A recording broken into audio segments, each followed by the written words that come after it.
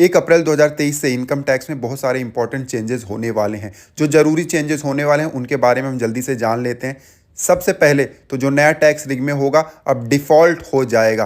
पहले पुराना वाला डिफ़ॉल्ट में आता था, नए वाले को हम चुन सकते थे। अब नया वाला डिफ़ॉल्ट में आएगा, पुराने वाले को हम चूज़ कर सकते हैं फ़िलहाल के लिए। नए टैक्स सिस्टम में बहुत सारे बदलाव किए गए हैं। एक और इम्पॉर्टेंट चेंज किया गया है, जो बेसिक एग्जेम्पशन लिमिट था 2.5 लाख से बढ़ाकर उसको 3 लाख कर दिया गया है। उसके अलावा जो रीबेट का फैसिलिटी था, जो 5 लाख तक की इनकम पर मिलता था, उसका लिमिट बढ़ा दिया गया है। अब 7 लाख तक की इनकम पर रीबेट लिया जा सकता है। मतलब नए टैक्स रिग्मे में 7 लाख तक की इनकम पर कोई भी टैक्स नहीं लगेगा। उसके अलावा सैलराइड पर्सन को जो स्टैंडर्ड डिडक्शन का बेनिफिट मिलता था पुराने टैक्स सिस्टम में, अब उसका बेनिफिट नए टैक्स सिस्टम में भी दिया जाएगा फाइनेंशियल ईयर 2023-24 से। नए इनकम टैक्स स्लैब रेट में भी बदलाव किया गया है, आप स्क्रीन पर देख सकते हो। 3 लाख तक की इनकम पर कोई भी टैक्स नहीं है। 3 लाख से 6 लाख की इनकम पर 5%, 6 लाख से 9 लाख की इनकम पर 10%, 9 से 12 के बीच में होगा इनकम तो 15%, 12 से 15 के बीच में होगा तो 20%, और 15 लाख से ऊपर जैसे ही इनकम जाता है 30% इनकम टैक्स लगेगा। उसके अलावा लीव इनकैशमेंट का जो एग्जेम्पशन लिमिट था उसको भी बढ़ा दिया गया है। नॉन गवर्नमेंट एम्प्लॉय के लिए भी अब 25 लाख तक का लिमिट यहाँ पर रखा गया है। इन सब के अलावा एक इंपॉर्टेंट चेंज किया जा रहा है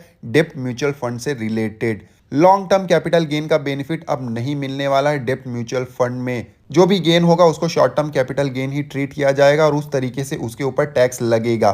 फिजिकल गोल्ड को अगर ई गोल्ड में कन्वर्ट करते हैं तो भी कोई टैक्स नहीं लगेगा, तो ये एक बेनिफिट मिलने वाला है। उसके अलावा LIC से जो प्रोसीड मिलता था, मतलब मैच्योरिटी के समय, उसके ऊपर भी टैक्स लग सकता है। कंडीशन यहाँ पर दिया गया, अगर एनुअल प्रीमियम 5 लाख से ऊपर जाता है तो उस कंडीशन में जो भी मैच्योरिटी का अमाउंट मिलेगा LIC से, उसके ऊपर टैक्स लग सकता है। तो ये कुछ इंपॉर्टेंट चेंजेस थे जिनके बारे में जानना हमारे लिए बेहद जरूरी था।